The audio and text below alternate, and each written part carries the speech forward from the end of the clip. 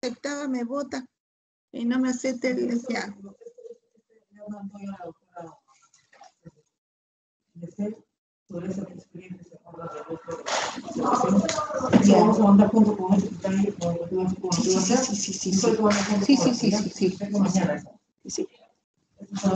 Ya, buenas tardes, chicos.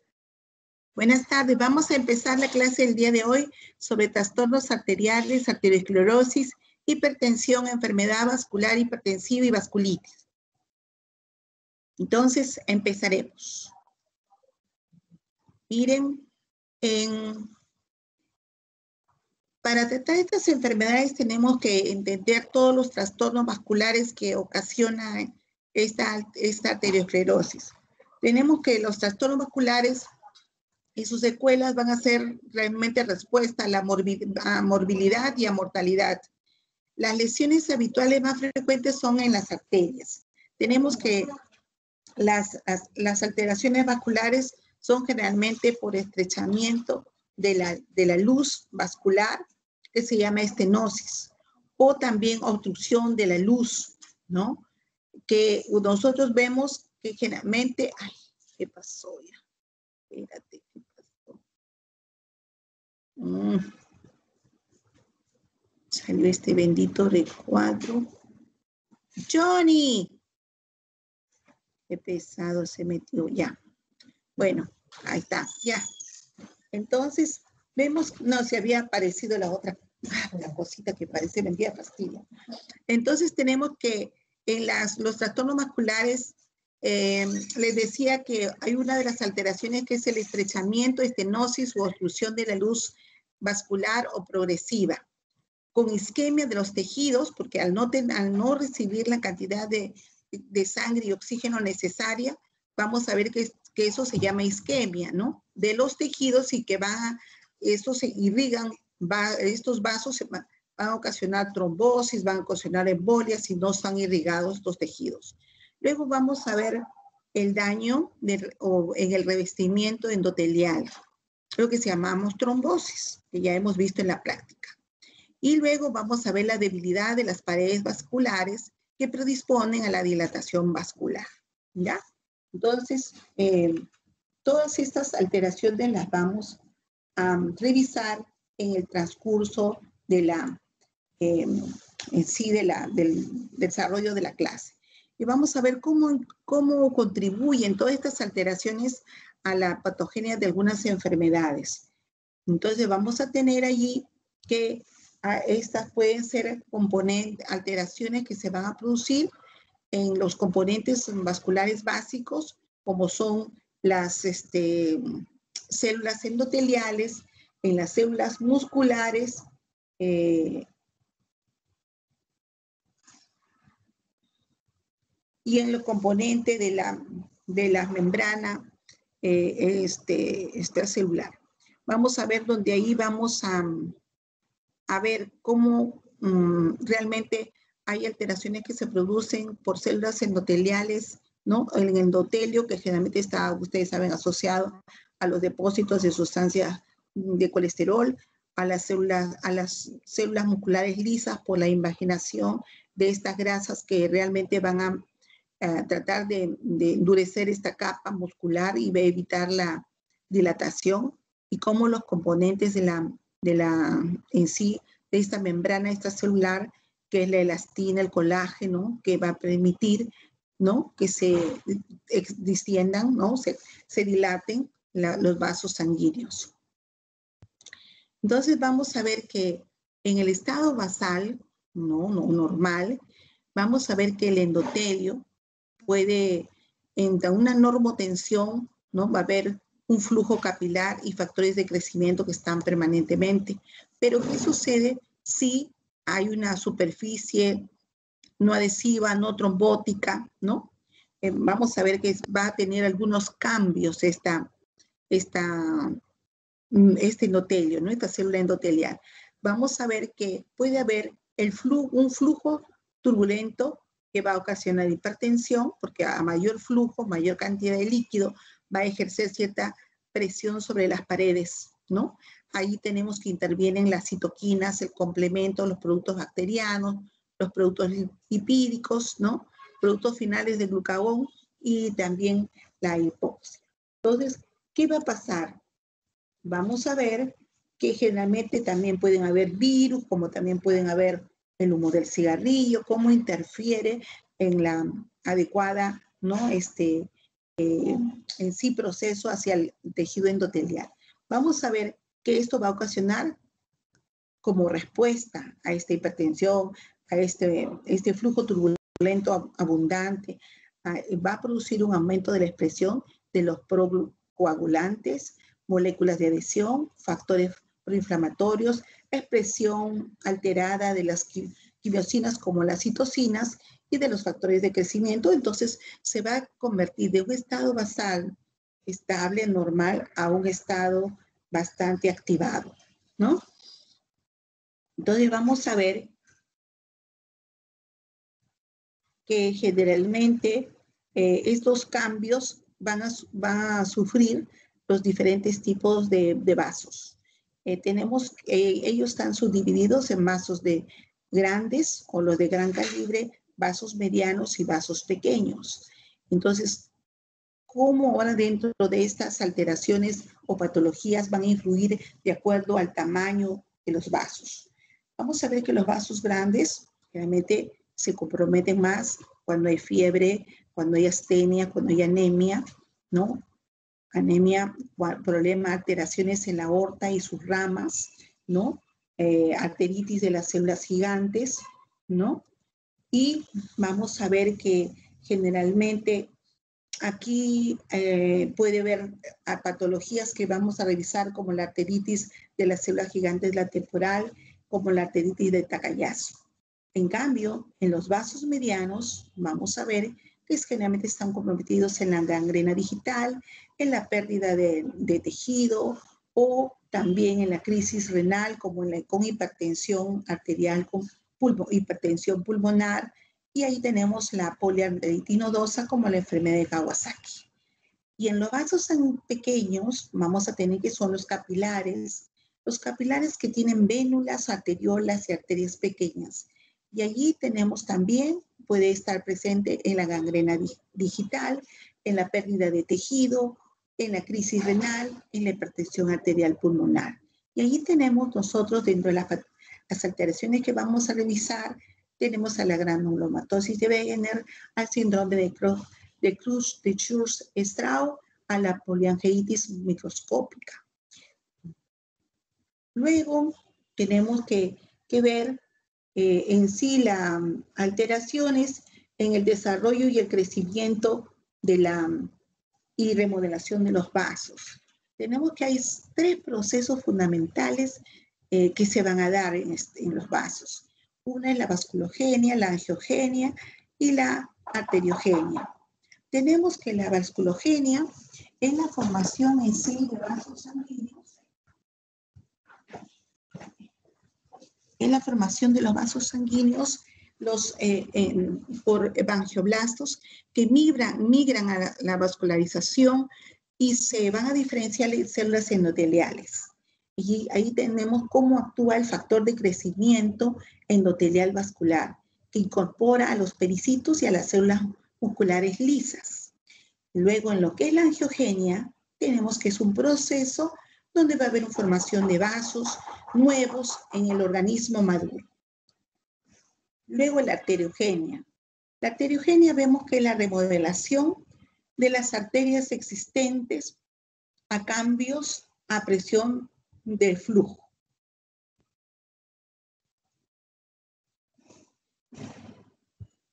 Luego tenemos las malformaciones congénitas. En las malformaciones congénitas tenemos que estas van a afectar a los vasos cerebrales, generalmente los aneurismas congénitos, las fístulas arteriovenosas, que son conexiones anormales directas entre venas, ¿no? Entre arterias y venas. Tenemos que ahí tenemos como ejemplo en la arteriogénesis, en la hemodiálisis, ¿no? La hemodiálisis tenemos que son conexiones entre arteria y vena. La displasia fibromuscular es otra malformación Y ahí tenemos que este es por el engrosamiento focal, ¿no? Irregular en las paredes musculares de las arterias de gran calibre o de calibre intermedio.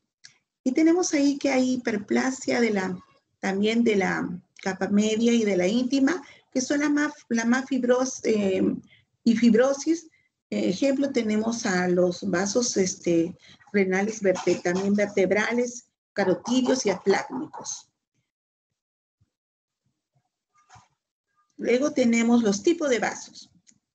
En los tipos de vasos que vamos a revisar, tenemos que ver a las arterias, Dios mío, las arterias, las venas y los capilares.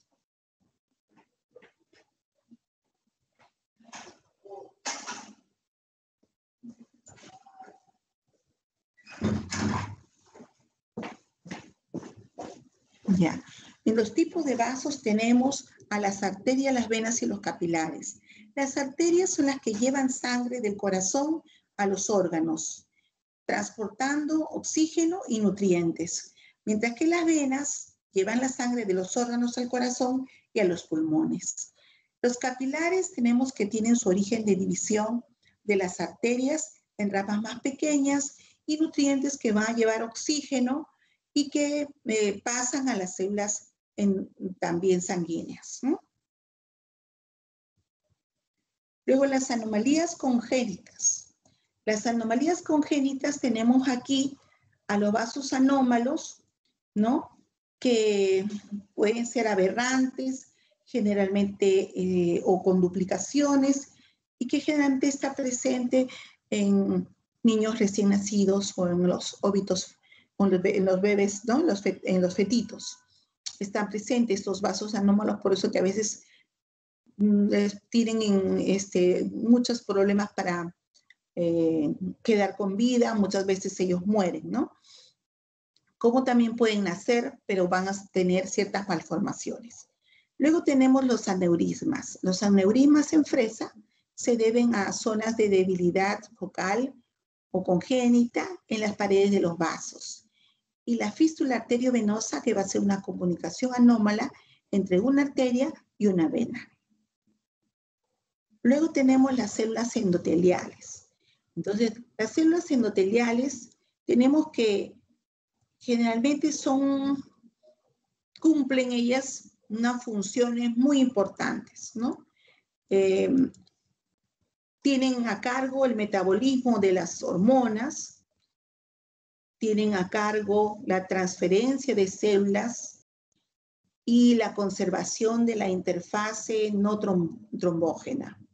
También tienen a cargo la modulación del flujo sanguíneo y de la resistencia vascular. Regula reacciones inmunológicas, ¿no? O también inflamatorias y el control de crecimiento de otro tipo de células, ¿no? Como las del músculo liso. Tenemos que también tienen propiedades antitrombóticas, ¿no?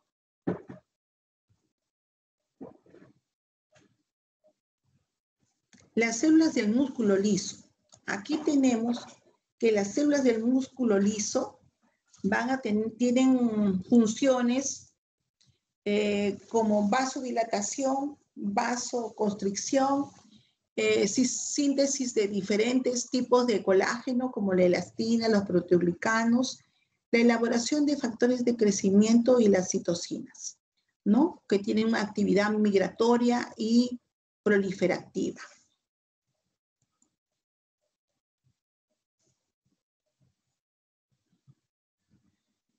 Luego tenemos aquí a las propiedades que tienen las células endoteliales y su funcionamiento. Vamos a ver que hay la conservación de la barrera de permeabilidad. Y aquí tenemos la elaboración de reguladores anticoagulantes, antitrombóticos y también fibrinolíticos. Y ahí tenemos a la prostaciclina, a la trombomodulina, a las moléculas de tipo heparina, al activador de plasminógeno. Y en la elaboración de moléculas protrombóticas vamos a tener a la enfermedad, el factor de crecimiento von Willebrand, ¿no?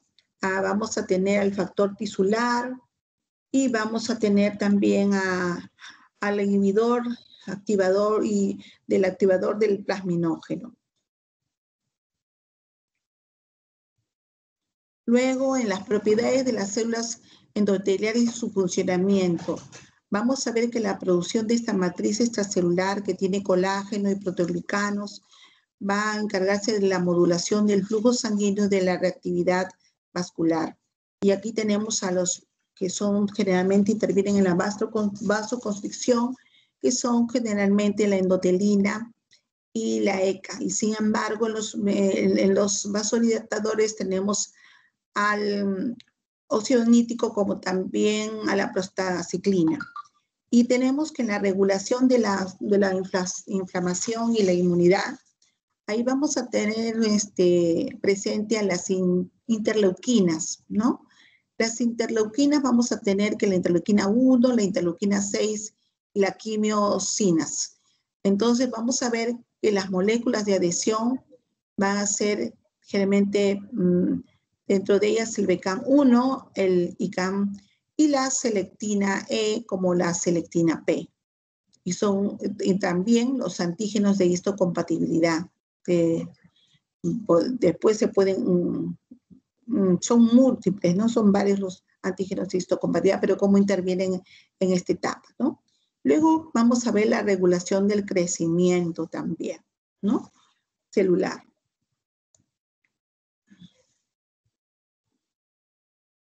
Y vamos a ver que también en la disfunción endotelial, aquí hay algunos alteraciones que se van a producir generalmente en el fenotipo del trastorno proinflamatorios hipotrombogénicos. Es también responsable de esta formación de trombos y de aterosclerosis y lesiones vasculares inducidas por hipertensión. A veces vamos a ver que son un inicio rápido, reversibles o independientes de la síntesis de nuevas proteínas, como la histamina.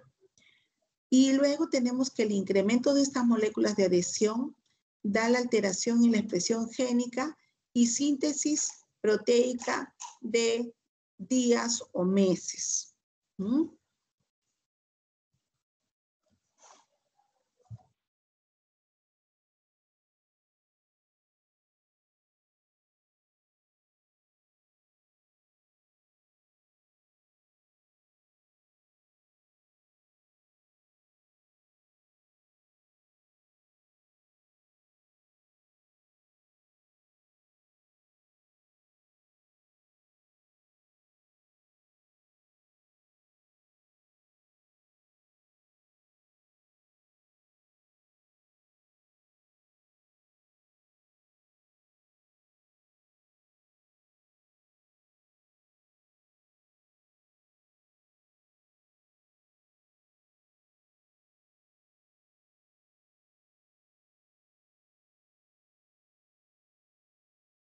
¿Viene?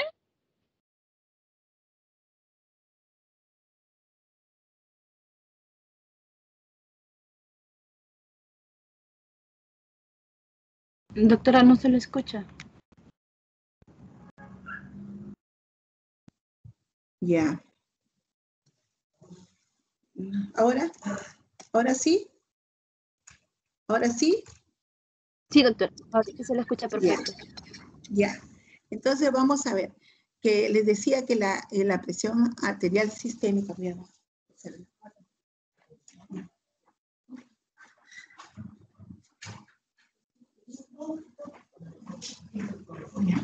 la presión arterial sistémica y local deben estar en un estrecho intervalo, ¿no? Entonces tenemos que la hipotensión es la perfusión inadecuada de los órganos y nos puede llevar a la muerte, mientras que la hipertensión también es un daño orgánico que es uno de los factores de la aterosclerosis, ¿no? Es uno de los factores en el que hay hipertensión. La prevalencia y la vulnerabilidad frente a complicaciones de hipertensión vamos a ver que se van a aumentar con la edad y son más altas en la raza negra, ¿no? En la raza morena. la tenemos que la presión diastólica arterial sostenida va a estar como mínimo en 9, casi 9, 89 miligramos o 9. Y la sistólica en 139 o 140. Entonces, los topes máximos que puede tener una persona es 14, 9, ¿no? Si pasa esta, ya estamos hablando de hipertensión, ¿no? Entonces, luego vamos a ver que la regulación de la presión sanguínea, tenemos que la regulación de la presión sanguínea normal es la presión sanguínea que es una función en sí del gasto cardíaco y la resistencia vascular periférica. Entonces, es la cantidad o el volumen de sangre, ¿no? Del corazón hacia los diferentes vasos, ¿no? De la circulación, del tránsito circulatorio y también la resistencia de las paredes de estos vasos, ¿ya? Entonces, tiene que ver mucho con la edad, con el sexo, con el índice de masa corporal, porque si somos más gorditos, tendremos, ¿no? Un trayecto mayor de nuestros vasos sanguíneos. Luego también tiene que ver con la alimentación, puesto que nuestras paredes vasculares van a estar conformadas por diferentes componentes que le dan cierta elasticidad y también, ¿no? Durabilidad al tejido vascular. Los vasos de resistencia exhiben una autorregulación que realmente se puede incrementar, ¿no? Y fomentar que el flujo desencadene una vasoconstricción contra una hiperfusión tisular, ¿no? Entonces, esa resistencia, vamos a verla cuando los vasos son quizá más estrechos, más pequeños, ¿no? Entonces, no va a poder llegar la misma cantidad de sangre y oxígeno por esos vasos. El mecanismo de la hipertensión, vamos a ver, esencial. El mecanismo de la hipertensión esencial, vamos a ver que tiene factores genéticos que desempeñan una función determinante en los niveles de la presión arterial. Los trastornos monogénicos ocasionan formas graves de hipertensión como la hidroxilasa 17, ¿no? Alfa 17. Tenemos que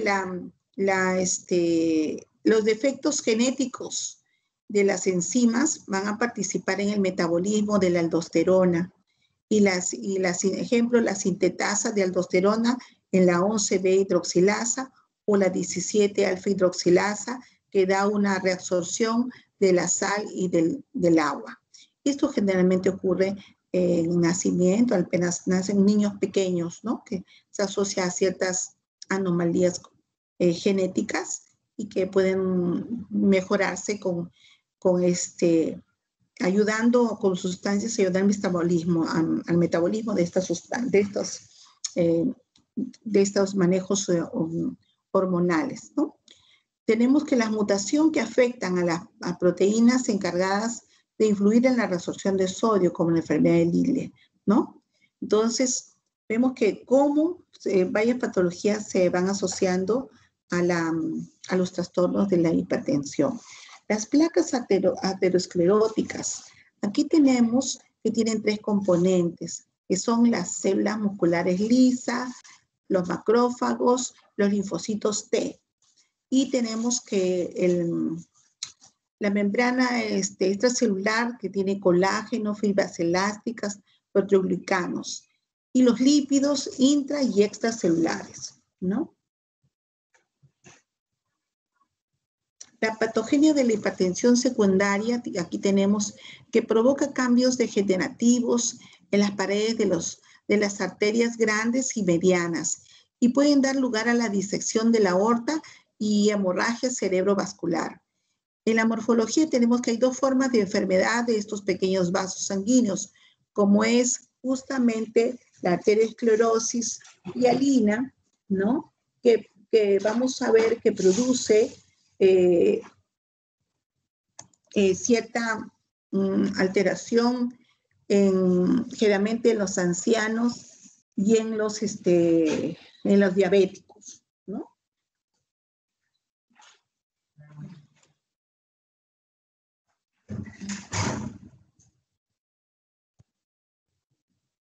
Aquí la aterosclerosis. Vamos a ver que la formación de estas placas adiposas, ¿no? De la íntima como lípidos en la pared. Vamos a ver que en la pared del endotelio, vamos a ver cómo se produce en sí la arteriosclerosis medial calcificada, como la denominada arteriosis de Monkeberg, que se presenta generalmente en el útero de las mujeres no maduras.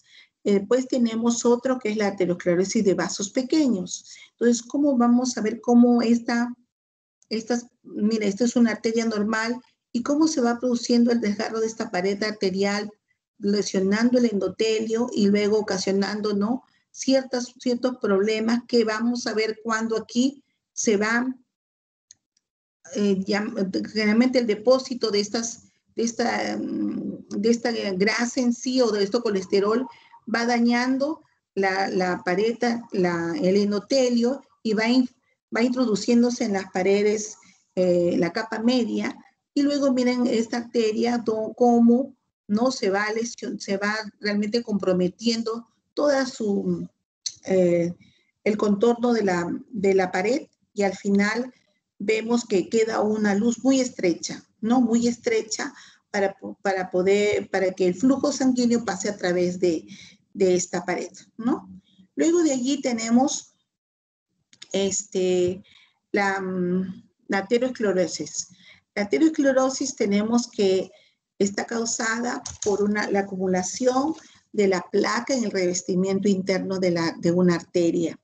Ahí tenemos que el engrosamiento o el endurecimiento de estas arterias pierden la elasticidad. La placa va a estar formada por depósito de sustancias grasas, de colesterol, de productos de desecho de las células, del calcio y la fibrina en las arterias medianas o en las más grandes. Entonces, la aterosclerosis en sí es una enfermedad lenta, progresiva, ¿no? Que podría empezar tal vez desde la niñez. Es por eso que nos aconsejan ya con varios estudios realizados de por qué tenemos que tener una vida saludable, una dieta exenta de muchas grasas, sobre todo de grasas animales, ¿no? Luego tenemos que tener nosotros actividad física, ¿no? Porque es importante también el liberarnos del estrés, ¿no? ¿Por qué tenemos que tomar líquidos? Y ciertas sustancias líquidas que van a ayudar a eliminar las grasas que puedan haber quedado en las paredes o desechos en el momento que nosotros comemos diferentes alimentos. Entonces, para que sí no quede esto como un sarro en las paredes vasculares y pueda cada vez ser difícil la circulación de la sangre, ¿no? Entonces, la aterosclerosis es un trastorno común de las arterias por la acumulación de esta grasa, de este colesterol y de otras sustancias en las paredes de los vasos que van a formar ateromas o placas. Tal es así que nosotros mismos a veces cometemos errores. Por ejemplo, pues pueden ir a comer de repente un pollo a la brasa, pero ¿qué sucede? Que lo sellamos con una Inca-Kola helada. Entonces la grasa ha sido rápidamente acumulada como grasa, ¿no? En las paredes, como un colesterol o como ustedes mismos ven cómo se queda una zona un poco más sólida, más tensa, ¿no?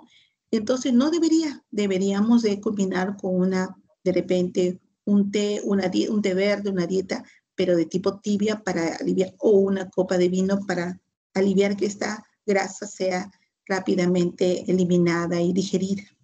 El tejido graso puede erosionar la pared de la arteria, disminuyendo su elasticidad y va a interferir con el flujo sanguíneo. En cambio, las placas, vamos a ver que se pueden romper. Si es que estas son muy duras, se van a formar como una galleta muy dura o como un waffle, que cuando tiene un pequeño movimiento o golpe, esta placa se rompe, haciéndose desechos y van a hacer que estos desechos van a migrar, estos fragmentos van a migrar por las arterias.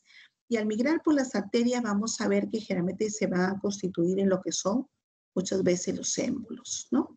Entonces, la arteriosclerosis es común decir que es un ataque cardíaco o una apoplejía, ¿no? donde los coágulos que se forman alrededor de los depósitos de esa placa obstruyen, ¿no?, el flujo de sangre, se desprenden y van a viajar por el corazón a los pulmones o al cerebro como émbolos. Y vamos a ver que estos émbolos, al viajar por el torrente circulatorio, depende dónde se van a estancar, en los vasos de menor calibre, ¿no? Existe entonces la hipótesis de un componente inmunológico, la inflamación, que puede ayudar a causar la aterosclerosis, ¿no? Luego vamos a ver que esta aterosclerosis es la restricción severa del flujo de sangre al músculo del corazón, lo que va a provocar, ¿no?, como síntomas va a producir un dolor en el pecho, ¿no? El factor de riesgo va a ser generalmente de mayor riesgo, ¿no?, en personas fumadoras, en personas diabéticas, en la obesidad, en los niveles altos de colesterol en sangre y una dieta muy rica en grasas, ¿no? Entonces, por eso es que tenemos que, todos ellos son factores de riesgo que tenemos que eliminar. No fumar, no consumir muchas harinas ni muchos azúcares porque nos pueden llevar a la diabetes, y no comer muchas harinas y grasa que concomitantemente nos va a llevar a la obesidad, ¿ya?, al incremento de más tejido celular subcutáneo. Luego vamos a ver que la aterosclerosis tiene que ver con antecedentes familiares, personales, de enfermedades cardíacas, ¿no? Ya se ha visto que hay grupos familiares que en esta pandemia justo se han hecho evidentes, porque son mucho más sensibles a tener o sufrir de enfermedades de diferente tipo, ¿no? Entonces tenemos que estos antecedentes nos va a llevar a que clasifiquemos a muchos de ellos como probables, o pueden hacer probable enfermedad cerebrovascular, porque ya están realmente dentro del grupo de familiares con tendencias a enfermedades cardíacas y vasculares. Entonces, puede ser que haya un ACV, una enfermedad cerebrovascular, o que también tenga una enfermedad vascular periférica, ¿no? O que tenga una presión sanguínea alta, ¿no? Como consecuencia de todo ello, ¿no?, de sus antecedentes y sus riesgos. Vamos a ver que la hipertensión, en el 25% de la población en general, es hipertensa. Y la hipertensión secundaria nos va a llevar a trastornos suprarrenales, al deuteronismo primario, ¿ya? Luego tenemos que esta hipertensión arterial también nos va a llevar a otras patologías, como es el síndrome de Cushing, como es el feocromocitoma, como son las enfermedades neurológicas y la patogenia de la hipertensión esencial, la interacción entre factores genéticos y ambientales, la regulación de la presión arterial, el gasto cardíaco, la resistencia periférica total con resistencia arteriolar. Los agentes, sin embargo, vasoconstrictores, ¿no? Vamos a tener que aquí la angiotensina 2, la catecolamina o tromboxano, leucotrienos, endotelina. En los agentes vasodilatadores vamos a tener las quininas y las prostaglandinas y también el óxido nítrico. Y luego vamos a ver que aquí tenemos que las reninas, en la renina las células juxtaglomerulares del riñón van a transformar al angiotensinógeno plasmático en angiotensina. Y esta angiotensina 2 va a convertir en angiotensina 1. Luego tenemos que la aterosclerosis son factores genéticos, puede haber factores genéticos, como ya dijimos, genes que van a determinar una expresión de citoquinas o genes que van a determinar la expresión de enzimas y de inhibidores enzimáticos. Luego aquí tenemos la patogenia. ¿Qué ocurre aquí? Que la lesión endotelial va a causar un incremento de la permeabilidad vascular. la adhesión, entonces como hay un incremento de la permeabilidad vascular, va a haber adhesión de los leucocitos y va a ocasionar esto luego trombosis, ¿no? Entonces, la acumulación de las lipoproteínas del LDL, o sea, las de bajo grado de densidad, vamos a ver que, y sus variantes van a estar en las paredes de los vasos. Y la adhesión de los monocitos al endotelio con migración a la íntima y su transformación en macrófagos y células espumosas. Y es así como también se adhieren las plaquetas y la liberación de estos factores desde las plaquetas activadas y las células de pared vascular acumuladas van a hacer que provoquen en sí la alteración de las células musculares lisas y la producción de las justamente alteraciones en la membrana vascular, la membrana extracelular, ¿no? Y va a haber también acumulación de lípidos a nivel extracelular y entonces vamos a ver que todas ellas van a ocasionar alteraciones, ¿no? En el endotelio. Y luego tenemos que también hay otras, que son los macrófagos, que también ingieren un rápido medio de receptor. Y son las quimiotácticas para monocitos circulantes. Incrementan la adhesión de los monocitos, inhiben la motilidad de los macrófagos y estimulan la liberación de factores de crecimiento y de citoquinas. Vamos a también ver que son citotóxicas para células endoteliales y para las células del músculo liso.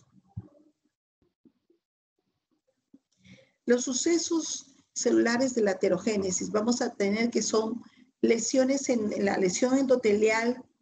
Los monocitos vamos a ver que se adhieren, se desplazan entre las células endoteliales, se ponen debajo del endotelio y se transforman en macrófagos. Y luego las lipoproteínas que tienen LDL oxidasas, lo que va a constituir luego las células espumosas. Luego tenemos a los macrófagos que producen la interleuquina 1 y el factor de crecimiento tumoral e incrementan la adhesión de los leucocitos, quimiosinas, entre ellas la proteína 1, y pues se organizan allí para poder, ¿no? Producir todos estos cambios a nivel celular. También tenemos a los linfocitos T, pero el CD4, la CD8 están presentes también en los ateromas. Luego tenemos que de aquí todas ellas van a producir alteraciones inflamatorias y dentro de ellas estas están denominadas como vasculitis.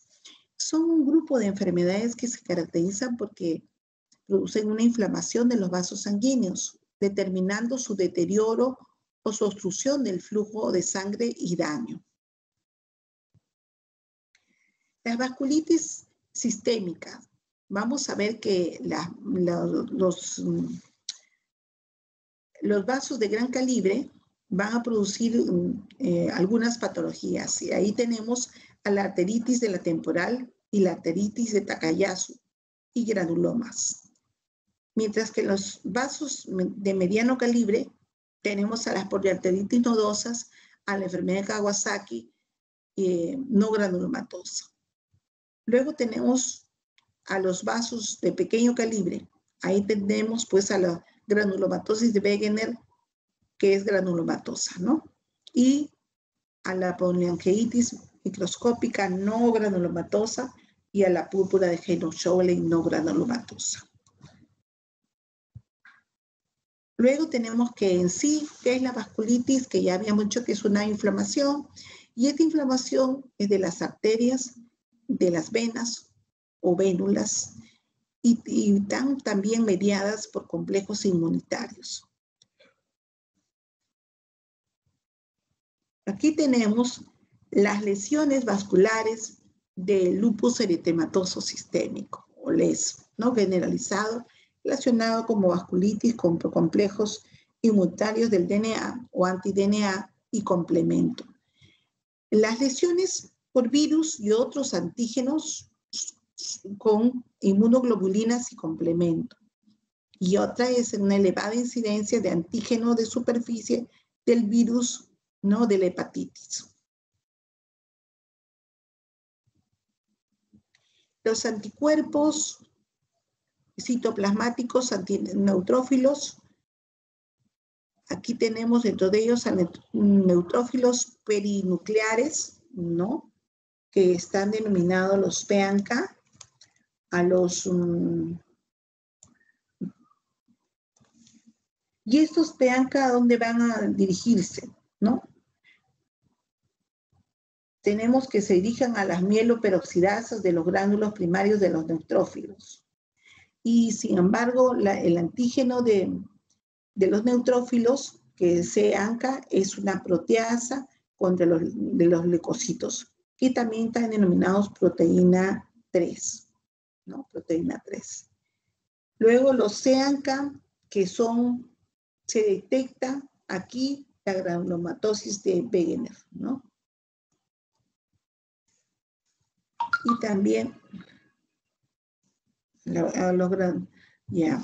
y también a las vasculitis tenemos las PANCA, se van a detectar en algunas patologías como es en la poliarteritis nodosa y la enfermedad glomerular primaria.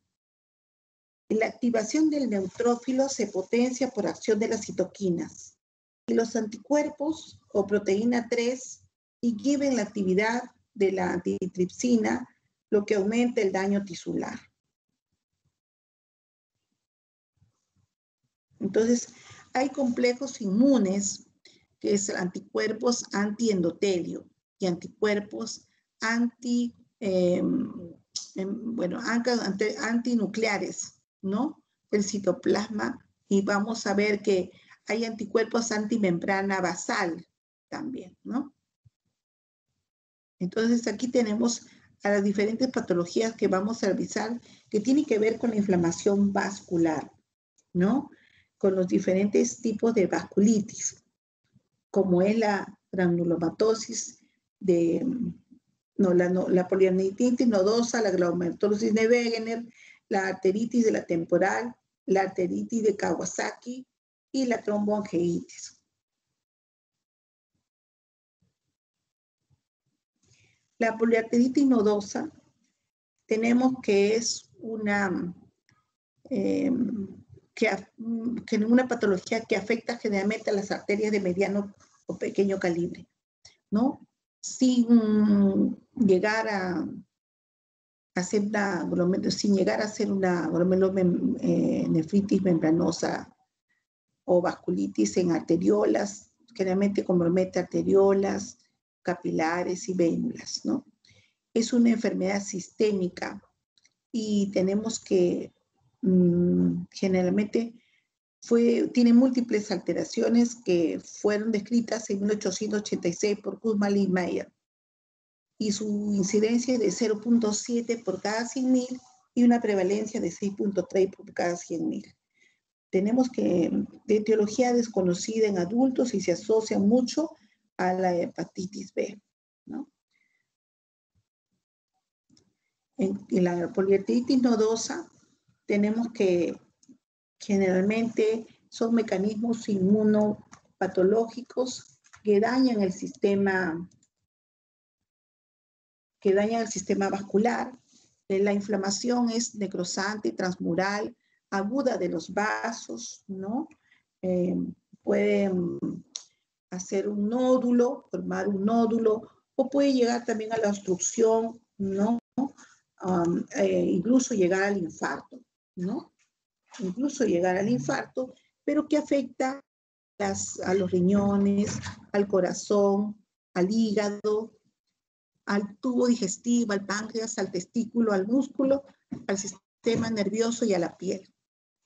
Histológicamente, va a producir una inflamación necrotizante, segmentaria y focal de las arterias de pequeño y de mediano calibre, ¿no? Aquí tenemos una poliarteritis nodosa, donde miren la alteración que produce, cómo se ve es un miembro inferior, como los cambios y alteraciones, y cómo cuando nosotros vemos a través del microscopio, un corte ya histológico, vemos miren, esta distribución de infiltrado inflamatorio y observamos en forma cómo va esta distribución algo concéntrica, ¿no? Que va obstruyendo la luz del vaso y con abundante infiltrado inflamatorio, ¿no?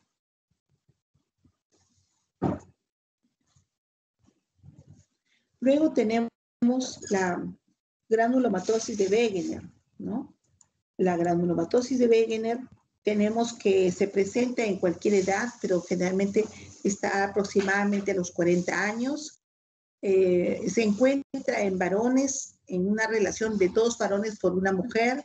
Tenemos que la afección es generalmente al aparato respiratorio superior, a la sinusitis, rinitis, otitis media, astenia, hay anorexia, pérdida de peso.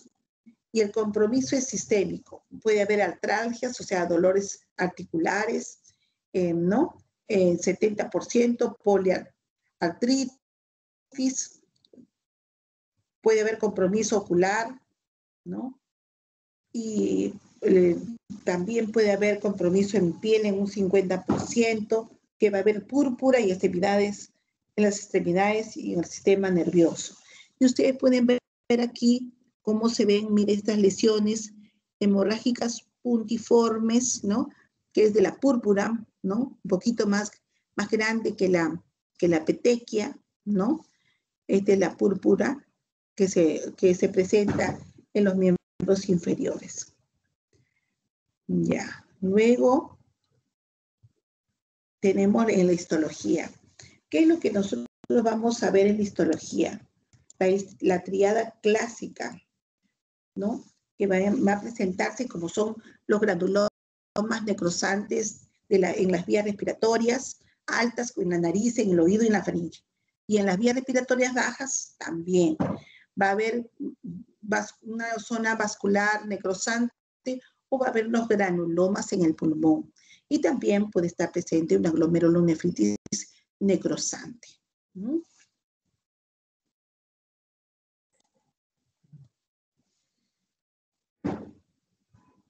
La poliarteritis microscópica, allí vamos a ver que esta vasculitis es necrosante porque afecta a los vasos de pequeño calibre, ¿no? A las arteriolas, capilares y a las vénulas.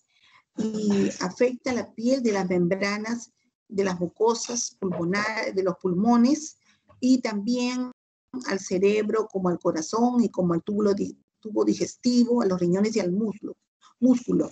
Entonces vamos a ver qué es lo que nosotros observamos en la histología cuando vemos un corte, ¿no? De una muestra de tejido de este paciente, que va a haber una necrosis en un infiltrado de neutrófilos en vénulas y una leucocitoclasia, ¿no? En las venas de estos pacientes. Se observa también inmunoglobulinas, componentes del complemento en algunas lesiones vasculares de la piel.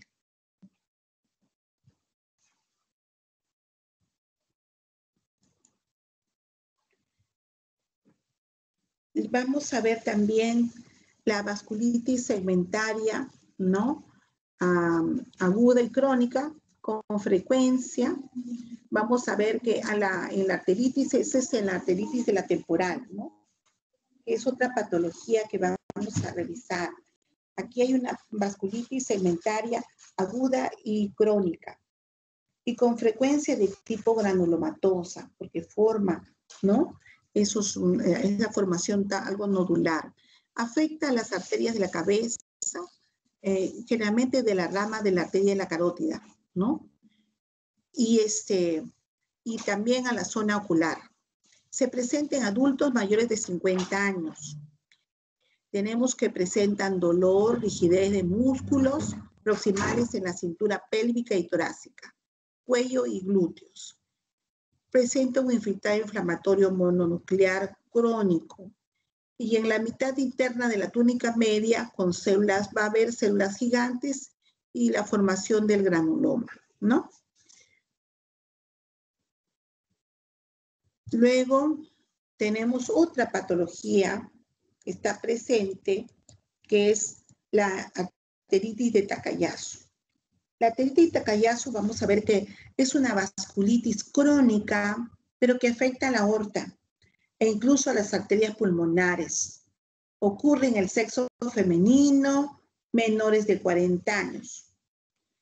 Y su presencia es una insuficiencia vascular, ¿no? En las extremidades, a predominio de las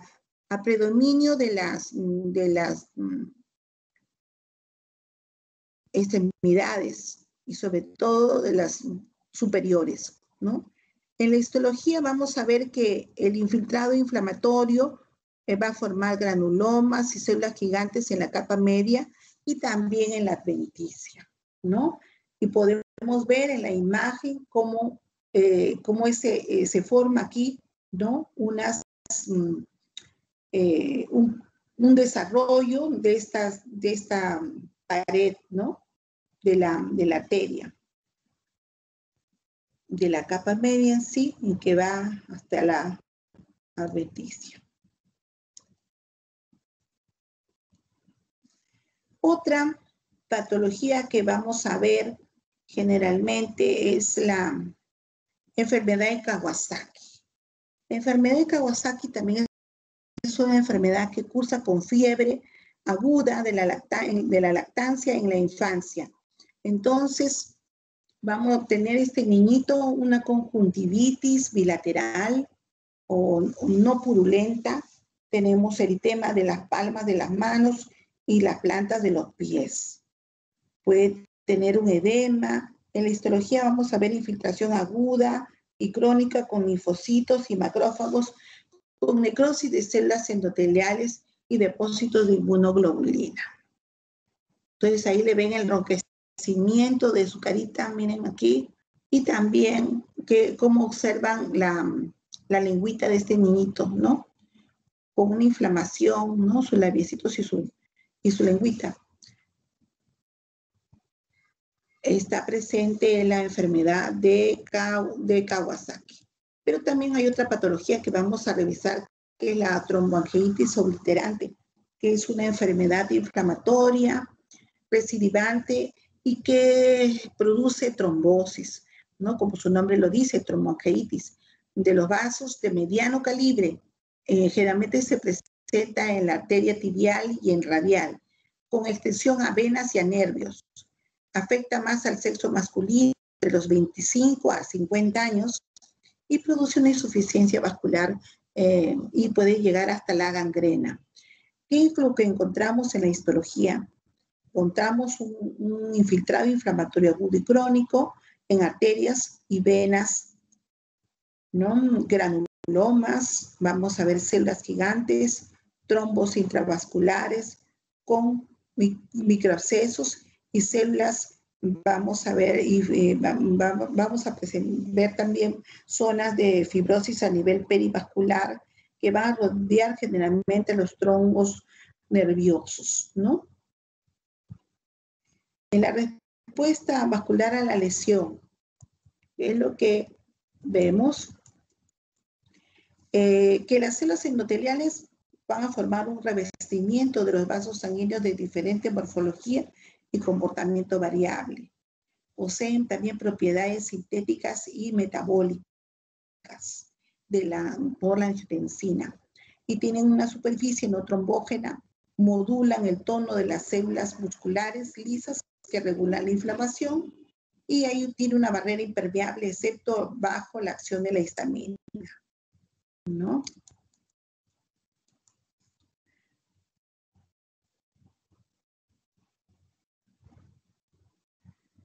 Hasta aquí terminamos esta parte de la explicación de las alteraciones que producen los vasos o las vasculitis, ¿no? Las alteraciones que producen estas vasculitis tanto a los vasos de gran calibre, de mediano calibre y de pequeño calibre, ¿no? De las diferentes patologías.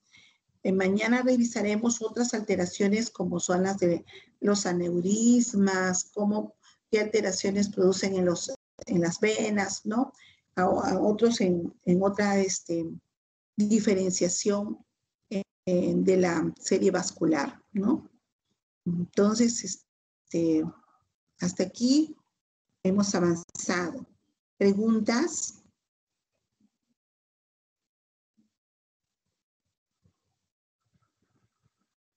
¿Preguntas, chicos?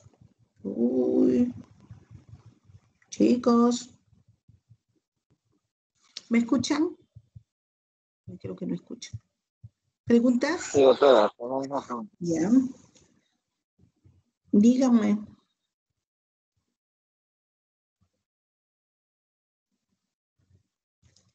¿Hay preguntas? Creo que todo ha quedado claro, doctora. Muchas gracias. Las alteraciones vasculares.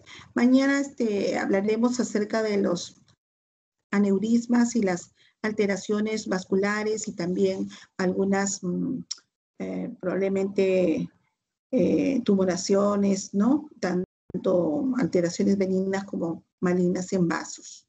¿Ya? Siguiente. ¿Sí?